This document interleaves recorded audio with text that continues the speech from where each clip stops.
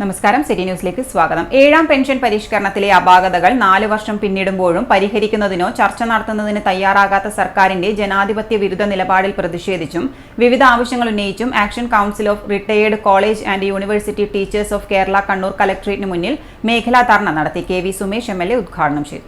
2016 മുതൽ വിരമിച്ച അധ്യാപകർക്ക് UGC ഫിക്സേഷൻ ഫോർമുല അനുസരിച്ചുള്ള പെൻഷനും കുടിശ്ശികയും അനുവദിക്കുക.